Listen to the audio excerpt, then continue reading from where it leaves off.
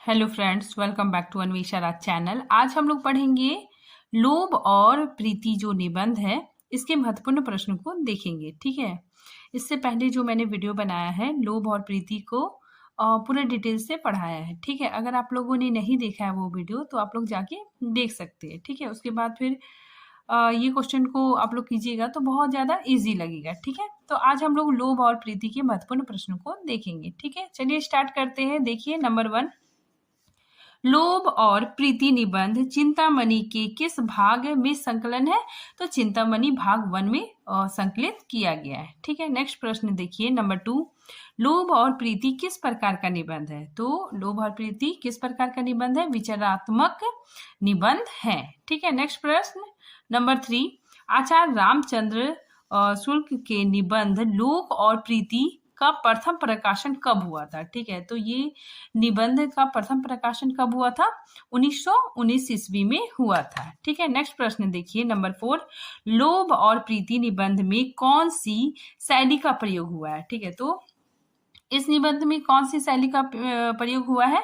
व्यास और समास शैली का प्रयोग हुआ है। ठीक है, अब आप लोगों को लगेगा कि व्यास और समास शैली क्या होता है, तो देखिए इसको भी हम लोग थोड़ा सा समझ लेते हैं कि समास शैली क्या होता है। देखिए, इसमें इस शैली में लेखक संक्षिप्त रूप से अत्यधिक अपने विचारों को, ठीक है, मतलब अपनी बातों को कहने का प्रयास करता है। ठीक है, इस कारण इसमें कभी कभार क्लिष्टता आ जाती है। ठीक है, तो इसमें क्या होता है कि जो लेखक होता है संक्षिप्त रूप से अपनी बात को कहने का कोशिश करता है। ठीक है, मतलब बहुत छोटे रूप छोटा करके कहना चाहता है। ठीक है, लेकिन ऐसा करने से कभी कभी क्या हो जाता है कि क्लिष्टता आ जाती है। ठीक है, मतलब पाठक को पढ़ने में समझ में नहीं आता है। ठीक है, तो फिर ये क्या है? समास शैली है। ठीक है, नेक्स्ट देखिए, व्यास शैली। व्यास शैली क्या होता है कि इसमें लेखक उदाहरणों की मदद से अपनी बात को समझाता है। ठीक है, और विस्तार पूर्वक कहता है। ठीक है, तो इसमें व्यास और समास शैली दोनों का प्रयोग किया गया है। नेक्स्ट देखिए, लोभ के कितने पक्ष होते हैं? तो लोभ के कितने पक्ष बताए हैं? 2 पक्ष। ठीक है, सुखात्मक और दुखात्मक। ठीक है, नेक्स्ट प्रश्न देखिए, शुक्ल जी का लोभ और प्रीति निबंध किस निबंध में संकलित है? तो चिंतामणि भाग 1 में संकलित है। ठीक है, नेक्स्ट प्रश्न देखिए, हिंदी निबंध का उत्कर्ष काल। ठीक है, तो हिंदी निबंध का उत्कर्ष काल कब माना जाता है? शुक्ल युग। नेक्स्ट प्रश्न देखिए, शुक्ल जी ने किस पत्रिका का संपादन किया? तो किस पत्रिका का संपादन किया? नागरी प्रचारणी सभा का। ठीक है, नेक्स्ट प्रश्न देखिए, लोभ जब किसी विशेष वस्तु के प्रति होती है तो क्या कहलाती है? ठीक है, तो ये काफी इंपॉर्टेंट है। ठीक है, तो इसमें निबंध में भी बताया गया है कि लोभ जब किसी विशेष वस्तु के प्रति हो तो वो क्या कहलाती है? प्रीति कहलाती है। नेक्स्ट प्रश्न देखिए, जब किसी वस्तु या व्यक्ति के प्रति होने वाली वासना सात्विक रूप प्राप्त करती है तब उसे क्या कहते हैं? प्रीति कहते हैं। ठीक है, मतलब जब कोई वस्तु या फिर व्यक्ति, ठीक है, व्यक्ति के प्रति जो हमारा प्रेम है वो सात्विक रूप प्रदान कर लेती है। ठीक है, मतलब एकनिष्ठ हो जाती है तो वो क्या कहलाती है? प्रीति। ठीक है, जैसे मुझे कोई चीज पसंद आ गया, ठीक है, जैसे ये पेन बहुत पसंद आया तो मेरे सामने इसके सामने कितना ही अच्छा पेन रखा जाए लेकिन मुझे यही पसंद है। ठीक है, तो ये क्या हो गया? मेरा प्रेम कहलाया। ठीक है, तो क्या हो गया? ये सात्विक रूप अगर प्रदान करती है तो ये प्रीति कहलाती है। ठीक है, प्रीति का मतलब प्रेम ही होता है। ठीक है, नेक्स्ट देखिए, नेक्स्ट, किसी स्त्री या पुरुष के रूप की प्रशंसा सुनते ही सर्वप्रथम कौन सा मनोभाव उत्पन्न होता है? तो लोभ। ठीक है, अगर कोई स्त्री या पुरुष है उसके रूप की प्रशंसा सुनते ही हमारे मन में सबसे पहले लोभ उत्पन्न होता है। ठीक है, नेक्स्ट देखिए, जब हमारा लोभ किसी एक ही व्यक्ति पर स्थिर हो जाए, ठीक है, किसी एक ही व्यक्ति पर स्थिर हो जाए, ठीक है, वृत्ति एकनिष्ठ हो जाए, ठीक है, हमारा क्या हो जाए? एकनिष्ठ हो जाएगी, तब हम क्या कहलाएंगे? प्रेमी कहलाएंगे।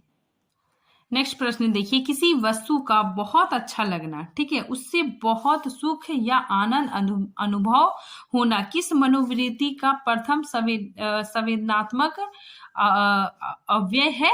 तो लोभ। ठीक है, तो ये प्रथम संवेदनात्मक अव्यय है। ठीक है। नेक्स्ट देखिए, पेट भर कर खाने के बाद भी चौबे जी द्वारा पेड़ा खाना पेड़े के प्रति कौन सा भाव कहलाएगा?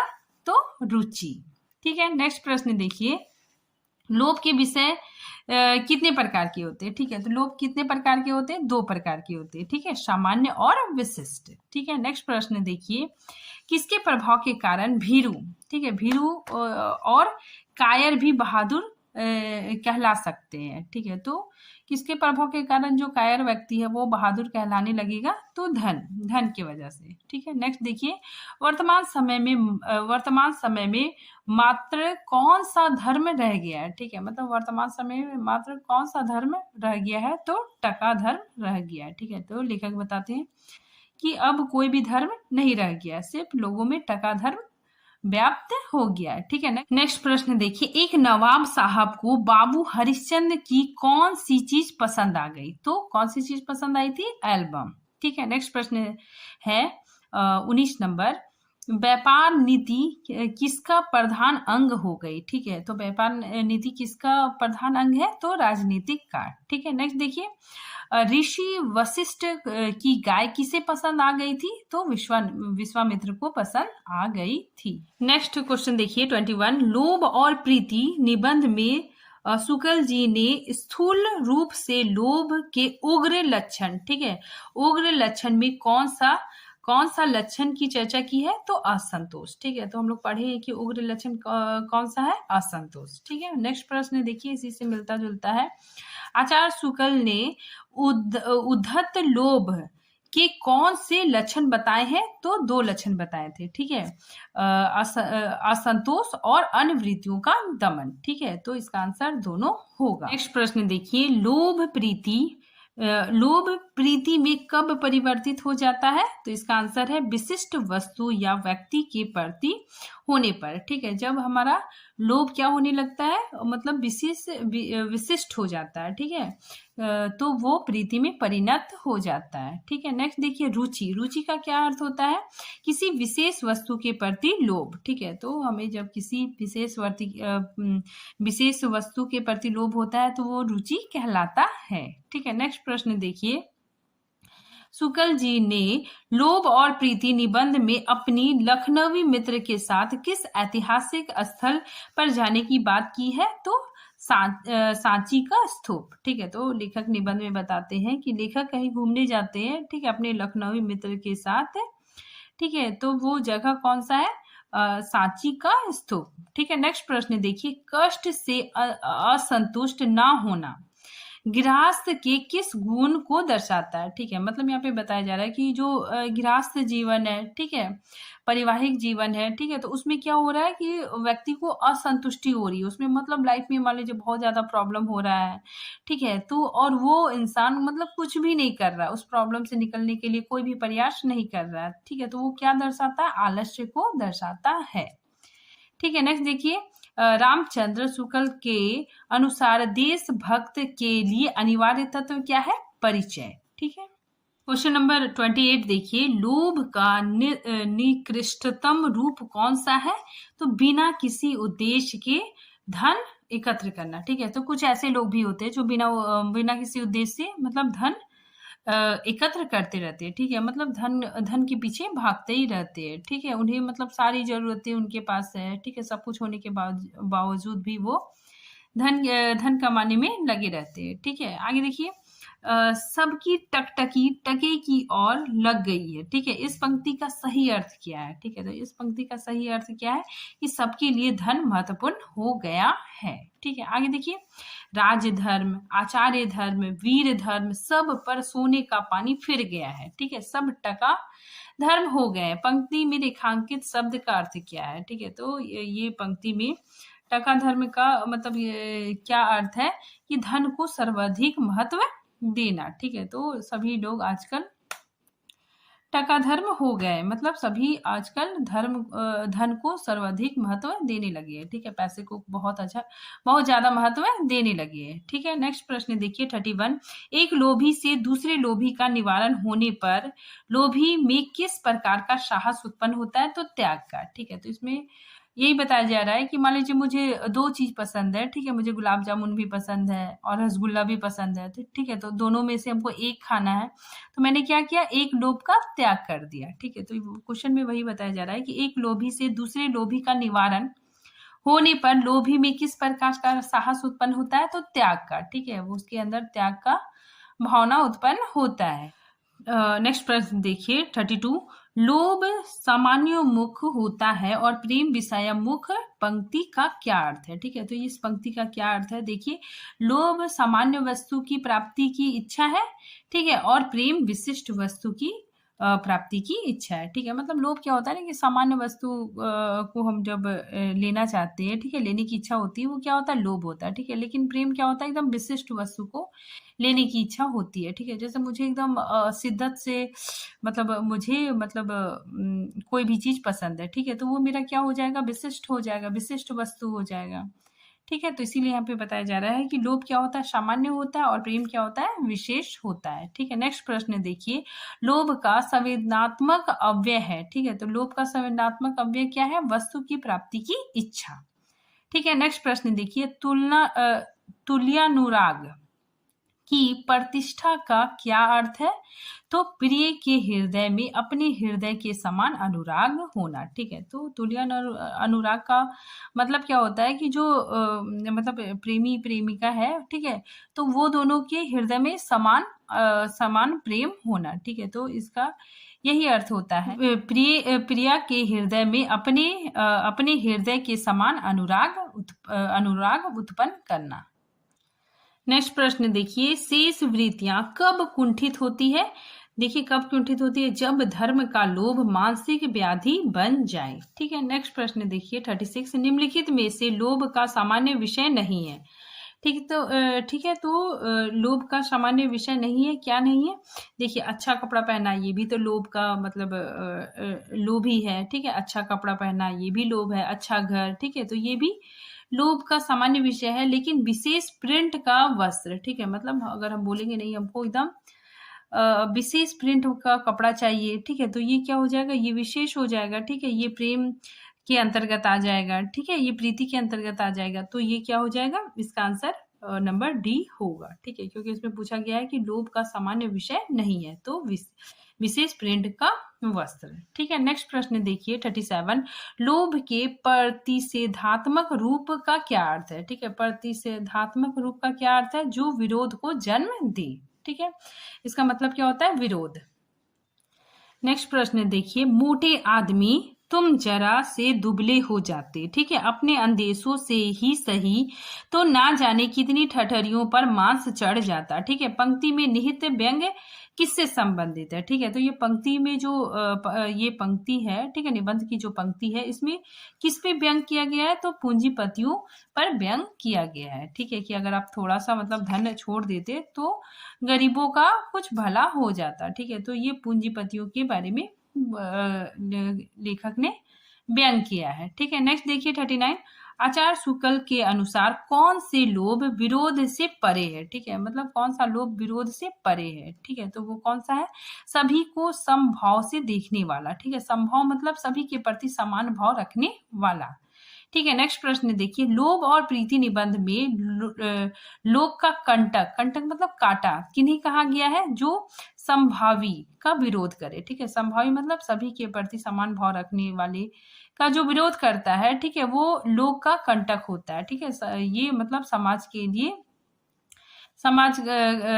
के लिए कांटे के समान है। नेक्स्ट प्रश्न देखिए 41। आचार्य शुक्ल ने लोभियों के दमन की तुलना किससे की है, तो योगियों से की है, ठीक है? नेक्स्ट प्रश्न देखिए, आचार्य शुक्ल ने कच्चा लोभी किन्हें कहा है, ठीक है, तो आचार्य शुक्ल ने कच्चा लोभी किसे कहा है, जो लक्ष्य भ्रष्ट हो जाए, ठीक है? नेक्स्ट प्रश्न देखिए 43। कर्म का विकट क्षेत्र कौन सा है, ठीक है, तो कर्म का विकट क्षेत्र कौन सा है, युद्ध का क्षेत्र, ठीक है? नेक्स्ट देखिए 44।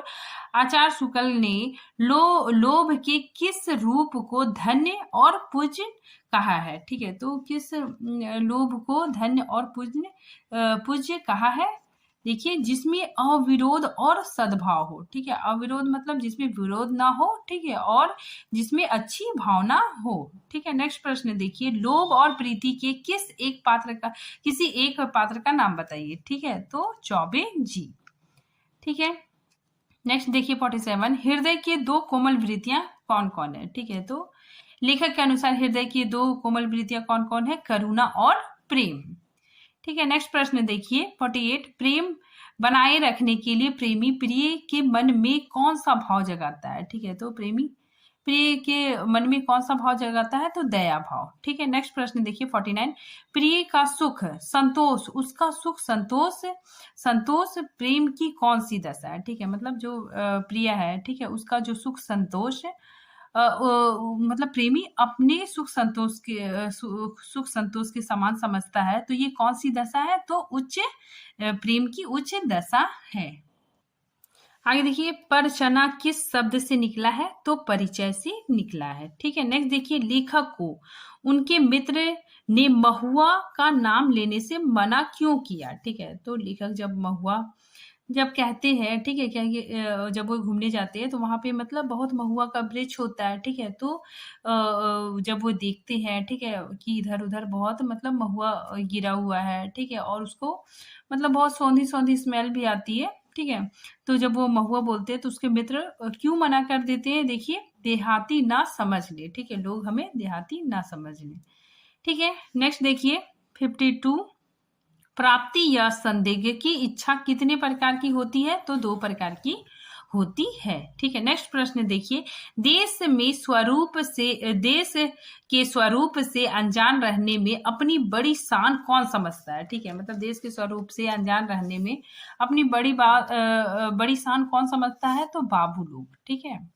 नेक्स्ट प्रश्न देखिए 54, उपासक सब पत्थर के हो गए, ऐसा किस कारण हुआ, ठीक है, तो लेखक बोलते हैं कि उपासक अब क्या हो गया, सब पत्थर के हो गए, तो ऐसा किस कारण हुआ है, पैसे के प्रभाव के कारण हुआ है, ठीक है।